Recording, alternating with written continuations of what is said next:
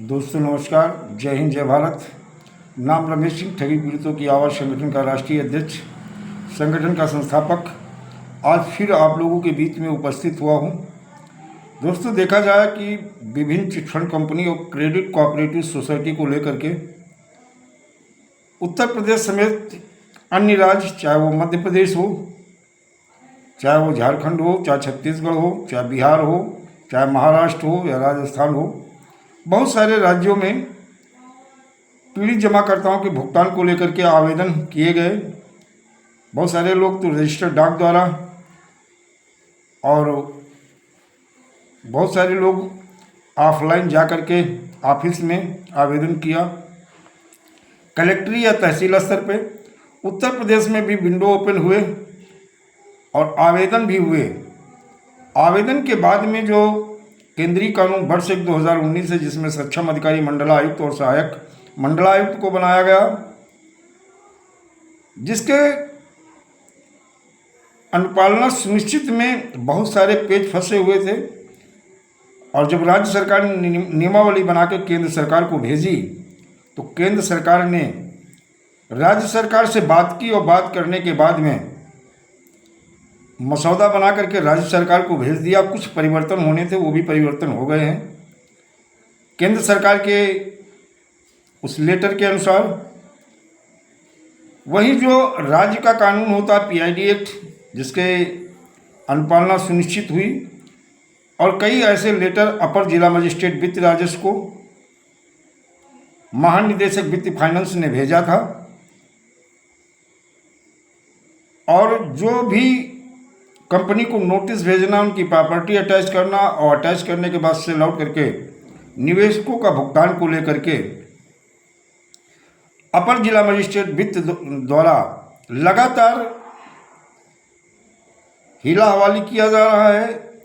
निवेशकों को और अभिकर्ताओं को परेशान किया जा रहा है और विलंब के वजह से अभिकर्ताओं के साथ अभद्र व्यवहार भी हो रहा है और उनका उत्पीड़न हो रहा है और जबरन धन वसूली का कार्य भी शुरू हो गया है। और यहाँ तक कि मारपीट भी हो रही। आज भी शाहजहाँपुर से हमारे पास एक फ़ोन आया था, जहाँ निवेशक ने अभिकर्ता के घर जा करके गाली गलौज की और मारपीट और धमकी भी दे दी कि दिसंबर तक अगर आपने पैसा नहीं दिया तो आपके खिलाफ हम लीगल कार्रवाई भी करेंगे और साथ में हम उस हद तक चले जाएंगे जो आप सोच नहीं सकते हो।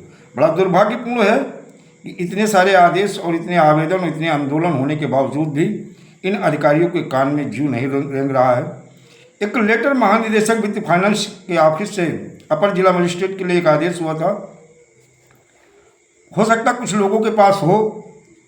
संस्थागत वित्त बीमा योग दाय सहायतित परियोजना महानिदेशालय उत्तर प्रदेश 16 विधानसभा मार्ग लखनऊ, उन्होंने उत्तर प्रदेश वित्तीय अधिष्ठान जमाकर्ता हित संरक्षण अधिनियम 2016 के क्रियान्वयन के संबंध में उल्लेखनीय है कि पूर्व में निजी क्षेत्र में कई वित्तीय अधिष्ठान माध्यम एवं निर्धन वर्ग के व्यक्तियों से प्राप्त जमा हुआ उसके सापेक्ष ब्याज, बोनस आदि का भुगतान कराने में जानबूझकर विफल हुए हैं।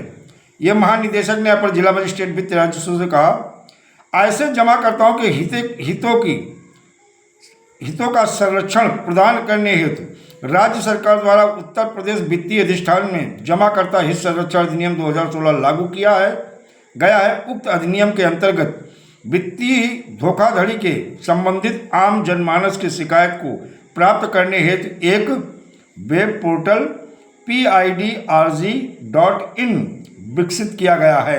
यह लेटर अपर जिला मजिस्ट्रेट वित्त राजस्व उत्तर प्रदेश में समस्त एडीएम को भेजा गया था। साथ ही अधिनियम के सफल क्रियान्वयन के हेतु वित्त संस्था अनुभाग 35 उत्तर प्रदेश शासन के शासनादेश 80B विधानसभा अनुभाग 35/22 दिनांक 23/3/2022 के माध्यम से समस्त अपर जिला मजिस्ट्रेट वित्त को सक्षम प्राधिकारी नियुक्त किया गया है। जो लोग कहते हैं ना, जो अपर जिला मजिस्ट्रेट वित्त कह रहे हैं कि मुझे नहीं सक्षम अधिकारी बनाया गया, उन्हें ये लेटर आप दिखाइएगा कि आपको नियुक्त किया गया है। ये शासनादेश है। प्रश्नगत वेब पोर्टल पर लॉगिन हेतु समस्त अपर जिला मजिस्ट्रेट वित्त को एक एक यूजर आईडी और पासवर्ड एवं उनके सहायतार्थ भी एक एक यूजर आईडी एवं पासवर्ड उपलब्ध कराया गया है। अधिनियम के अंतर्गत वेब पोर्टल पर प्राप्त समस्त शिकायतों को सक्षम अधिकारी स्तर से निस्तारित किया जाना है, परंतु सक्षम अधिकारी द्वारा शिकायतों के निस्तारण तथा वेब पोर्टल पर लॉगिन करके कार्रवाई के संबंध में उदासीनता दिखाई जा रही है, जो बहुत ही चिंतनीय है। ये महानिदेशक वित्त फाइनेंस ने बाकायदा लिखित में कहा है। साथ ही अवगत कराना है कि मुख्य सचिव उत्तर प्रदेश शासन की अध्यक्षता में दिनांक 19/12/2023 को एक आयोजित राज्य स्तरीय समन्वय समिति भी की 15वीं बैठक में वेब पोर्टल पर तथा आपके कार्यालय के में प्राप्त शिकायतों के निस्तारण पर उदासीनता के संबंध में अध्यक्ष महोदय द्वारा शिकायतों के सक्षम अधिकारी स्तर से यथाशीघ्र निस्तारित किए जाने के निर्देश निर्गत किए गए हैं, निर्देश दिए गए थे मुख्य सचिव द्वारा, लेकिन अपर जिला मजिस्ट्रेट वित्त राजस्व ने उसकी भी अनदेखी की। अतः आपसे अपेक्षा है कि वेब पोर्टल पर तथा आपके कार्यालय में प्राप्त शिकायतों का निस्तारण अपने स्तर से यथाशीघ्र कराने का कष्ट करें, ताकि दिनांक 3/5/2024 को राज्य स्तरीय समन्वय समिति की प्रस्तावित बैठक में मुख्य सचिव उत्तर प्रदेश शासन को तदनुसार अवगत कराया जा सके। तो दोस्तों, ये लेटर आप दिखा, जो अपर जिला मजिस्ट्रेट वित्त राजस्व करें, नहीं मुझे सक्षम अधिकारी नहीं बनाया गया है, उन्हें आप ये लेटर दिखा सकते हो। जो मंडलायुक्त कह रहे हैं मुझे सक्षम अधिकारी व्हाट्सएप में नहीं बनाया गया है, उनके लिए मैंने बताया था वित्त मंत्रालय द्वारा जो आदेश आया था, सीतारमन जी ने जो एक लेटर भेजा था वो दिखा सकते हो, या विशेष सचिव मुख्यमंत्री द्वारा जो लेटर इशू किया गया है उसे आप दिखा सकते हो।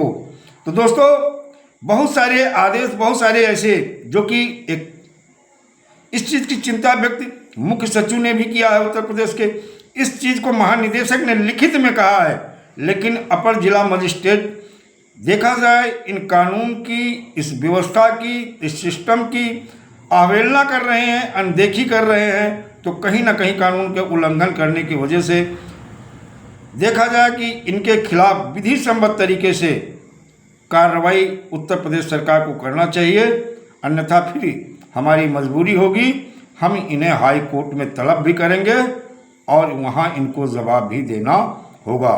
दोस्तों, नवंबर के आंदोलन, नवंबर की तैयारी आप लोग तेज़ी से करिएगा।